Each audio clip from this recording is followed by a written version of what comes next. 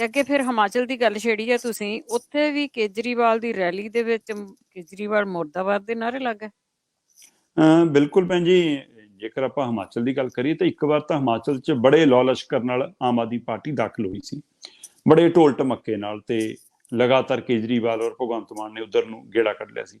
ਪਰ ਹਿਮਾਚਲ ਦੇ ਵਿੱਚ ਚੋਣਾਂ ਦਾ ਐਲਾਨ ਵੀ ਹੋ ਗਿਆ, ਹਿਮਾਚਲ ਦੇ ਵਿੱਚ ਤਰੀਕਾਂ ਨੇੜੇ ਵੀ ਆ ਗਈਆਂ, ਪਰ ਆਮ ਆਦਮੀ ਪਾਰਟੀ ਨੇ ਸਾਰਾ ਜ਼ੋਰ ਗੁਜਰਾਤ ਕਨੀ ਲਾਇਆ। ਸੋ ਇਸ ਲਈ ਹਿਮਾਚਲ ਦੇ ਲੋਕਾਂ ਦਾ ਮਤਲਬ ਕਿ ਮਨ ਖੱਟਾ ਪਹਿਲਾਂ ਹੀ ਹੋ ਗਿਆ ਆਮ ਆਦਮੀ ਪਾਰਟੀ ਤੋਂ। ਉਹਨਾਂ ਨੂੰ ਲੱਗਿਆ ਕਿ ਆਮ ਆਦਮੀ ਪਾਰਟੀ ਤਾਂ ਸਾਨੂੰ ਮਤਲਬ ਕਿ ਇੱਕ ਵਾਰ ਹਵਾ ਛਕਾ ਕੇ, ਇੱਕ ਵਾਰ ਸਬਜ਼ ਬਾਗ ਦਿਖਾ ਕੇ ਆਹ ਮੈਦਾਨ ਚੋਂ ਭੱਜ ਗਈ। ਕੀ ਆਮ ਆਦਮੀ ਪਾਰਟੀ ਨੂੰ, ਅਰਵਿੰਦ ਕੇਜਰੀਵਾਲ ਨੂੰ ਇਹ ਮਹਿਸੂਸ ਹੋਇਆ ਕਿ ਸਾਡੀ ਇੱਥੇ ਦਾਲ ਨਹੀਂ ਗਲਣੀ, ਜਾਂ ਸਾਨੂੰ ਸਾਹ ਚੜ ਜਾਣਾ ਪਹਾੜ ਚੜ੍ਹਦਿਆਂ ਜਾਂ ਉਹਨਾਂ ਨੂੰ ਲੱਗਿਆ ਕਿ ਹਾਂ ਇਹਦੇ ਨਾਲੋਂ ਗੁਜਰਾਤ ਦੇ ਵਿੱਚ ਲੜਨਾ ਜ਼ਿਆਦਾ ਜ਼ਰੂਰੀ ਹੈ। ਗੁਜਰਾਤ ਦੇ ਵਿੱਚ ਉਹਨਾਂ ਨੂੰ ਸਥਿਤੀ ਆਪਣੀ ਕਿਉਂ ਮਜ਼ਬੂਤ ਲੱਗੀ? ਕੀ ਉਹਦਾ ਕਾਰਨ ਇਹ ਆ ਕਿ ਪੰਜਾਬ ਮਾਡਲ ਜਿਹੜਾ ਗੁਜਰਾਤ ਜਾ ਕੇ ਵੇਚਿਆ ਜਾ ਰਿਹਾ, ਉਹ ਹਿਮਾਚਲ 'ਚ ਨਹੀਂ ਚੱਲਣਾ ਸੀ। ਪੰਜਾਬ ਦਾ ਪੱਤਾ ਹਿਮਾਚਲ 'ਚ ਨਹੀਂ ਚੱਲਣਾ ਸੀ, ਕਿਉਂਕਿ ਹਿਮਾਚਲ ਬਿਲਕੁਲ ਨਾਲ ਹੈ।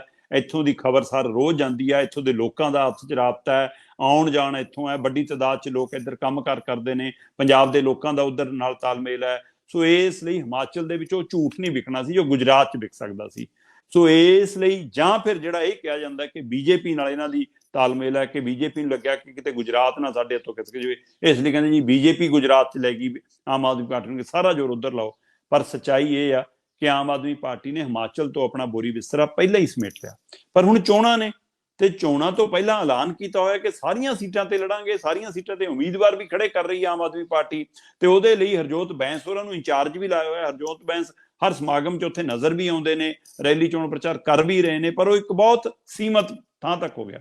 ਸੋ ਉਹ ਸੀਮਤ ਥਾਂ ਦੇ ਵਿੱਚੋਂ ਕੇਜਰੀਵਾਲ ਨੂੰ ਬੁਲਾਇਆ ਗਿਆ ਕਿ ਜੀ ਕੇਜਰੀਵਾਲ ਜੀ ਦਾ ਪ੍ਰੋਗਰਾਮ ਰੱਖਿਆ ਸੋਲਨ ਜੀ, ਮਤਲਬ ਕਿ ਛੋਟੀ ਜੀ ਇੱਕ ਜਿਵੇਂ ਕਰਦੇ ਹੁੰਦੇ ਆ ਇਹ ਅੱਧਾ ਕੁ ਕਿਲੋਮੀਟਰ ਦਾ ਰੋਡ ਸ਼ੋਅ ਜਾਂ ਕਰ ਲਓ, ਫਿਰ ਭਾਸ਼ਣ ਦਿਓ ਤੇ ਉਸ ਨੂੰ ਵੇਚੋ ਸੋਸ਼ਲ ਮੀਡੀਆ ਤੇ। ਇੰਨਾ ਉਹੋ ਜਿਹਾ ਇੱਕ ਸ਼ੋਅ ਰੱਖਿਆ ਸੀ, ਤੇ ਉਹ ਸ਼ੋਅ ਦੇ ਵਿੱਚ ਰੰਗ 'ਚ ਭੰਗ ਕਹਿ ਲਓ ਜਾਂ ਇਹਨਾਂ ਨੂੰ ਸ਼ੀਸ਼ਾ ਦਿਖਾਉਣ ਲਈ ਕਹਿ ਲਓ, ਪੰਜਾਬ ਦੇ ETT ਅਧਿਆਪਕ ਜਿਨ੍ਹਾਂ ਦਾ ਮਤਲਬ ਕਿ ਤਨਖਾਹ ਕੱਟ ਕੇ ਅੱਧੀ ਕਰ ਦਿੱਤੀ ਗਈ, ਜਿਹੜੇ ਪੱਕੇ ਹੁਣ ਟੈਟ ਪਾਸ ਵਾਲੇ ਬੱਚੇ ਅਜੇ ਪੱਕੇ ਹੋਣ ਦੇ ਲਈ ਮਤਲਬ ਕਿ ਧਰਨੇ ਲਾ ਰਹੇ ਨੇ, ਜਿਨ੍ਹਾਂ ਨੂੰ ਇਹਨਾਂ ਨੇ ਲਾਰੇ ਲਾਏ ਸੀ, ਉਹ ਬੱਚੇ ਉਸ ਰੈਲੀ 'ਚ ਪਹੁੰਚ ਗਏ, ਉਸ ਰੋਡ ਸ਼ੋਅ 'ਚ ਪਹੁੰਚ ਗਏ, ਤੇ ਉਹਨਾਂ ਨੇ ਉੱਥੇ ਪੋਸਟਰ ਵੰਡਣੇ ਸ਼ੁਰੂ ਕਰ ਦਿੱਤੇ, ਨਾਅਰੇ ਲਾਉਣੇ ਸ਼ੁਰੂ ਕਰ ਦਿੱਤੇ।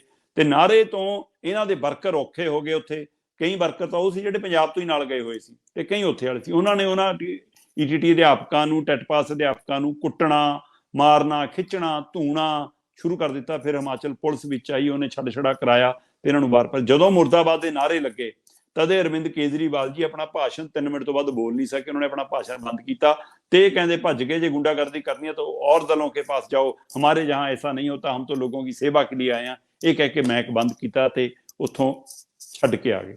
ਸੋ ਇਸ ਲਈ ਹਿਮਾਚਲ ਦੇ ਵਿੱਚੋਂ ਇੱਕ ਤਰ੍ਹਾਂ ਨਾਲ ਆਮ ਆਦਮੀ ਪਾਰਟੀ ਨੇ ਮੈਦਾਨ ਛੱਡਿਆ ਹੋਇਆ, ਨਹੀਂ ਤਾਂ ਫਿਰ ਜੇਕਰ ਐਂ ਲੜਨ ਵਾਲੀ ਧਿਰ ਹੁੰਦੀ ਤਾਂ ਕੱਲ ਮੈਦਾਨ ਖਾਲੀ ਨਾ ਛੱਡਦੇ। ਸੋ ਇੱਕ ਤਰ੍ਹਾਂ ਮੈਦਾਨ ਛੱਡਿਆ ਹੋਇਆ, ਤੇ ਦੁਬਾਰਾ ਮਾੜਾ ਮੋਟਾ ਨਜ਼ਰ ਆਉਣ ਲਈ ਕਈ ਵਾਰ ਖਿਡਾਰੀ ਨਾ ਪੂਰਾ ਨਹੀਂ ਜਾਂਦਾ ਕਿ ਹਾਂ ਮਤਲਬ ਜਾਫੀਆਂ ਤੱਕ ਜਾਵੇ, ਉਹ ਡੀ ਤੋਂ ਹੀ ਮਤਲਬ ਮਿੱਟੀ ਨੂੰ ਹੱਥ ਜਾ ਲਾ ਕੇ ਕੰਨਾਂ ਨੂੰ ਲਾ ਕੇ ਮੁੜਿਆ ਆਉਂਦਾ, ਜਾਂ ਡੀ ਤੇ ਹੀ ਲੱਤ ਜੀ ਲਾ ਕੇ ਮੁੜਿਆ ਆਉਂਦਾ ਕਿ ਹਾਂ ਬਾਈ ਮੈਂ ਦੇਖੋ ਰੇਡ ਪਾਇਆ ਆ। ਸੋ ਉਸੇ ਤਰ੍ਹਾਂ ਮੈਨੂੰ ਲੱਗਦਾ ਕਿ ਆਮ ਆਦਮੀ ਪਾਰਟੀ ਜਾਂ ਅਰਵਿੰਦ ਕੇਜਰੀਵਾਲ ਦੀ ਟੀਮ ਹਿਮਾਚਲ ਦੇ ਸਿਰਫ ਡੀ ਤੱਕ ਹੀ ਰੇਡ ਪਾ ਰਹੀ ਆ, ਉਹ ਲੜਾਈ ਲੜਦੀ ਨਜ਼ਰ ਨਹੀਂ ਆਉਂਦੀ। ਉਹਨਾਂ ਦਾ ਸਾਰਾ ਧਿਆਨ ਗੁਜਰਾਤ 'ਚ ਆ, ਤੇ ਕੱਲ ਮੁਰਦਾਬਾਦ ਦੇ ਨਾਅਰਿਆਂ ਨੇ ਉਹਨਾਂ ਨੂੰ ਡਰਾ ਵੀ ਦਿੱਤਾ ਜਾਂ ਉਹਨਾਂ ਨੂੰ ਭੱਜਣ ਲਈ ਮਜਬੂਰ ਵੀ ਕਰ ਦਿੱਤਾ। ਔਰ ਹਿਮਾਚਲ ਦੇ ਵਿੱਚ ਮੈਨੂੰ ਲੱਗਦਾ ਉੱਥੇ ਮੁਕਾਬਲਾ ਇਸ ਵਾਰ ਫਿਰ ਕਾਂਗਰਸ ਔਰ BJP ਦੇ ਵਿੱਚ ਸਿੱਧਾ ਨਜ਼ਰ ਆਏਗਾ, ਔਰ ਕਾਂਗਰਸ ਨਾਲ ਤਕੜਾ ਮੁਕਾਬਲਾ BJP ਦਾ ਉੱਥੇ ਹੋ ਸਕਦਾ ਜੀ।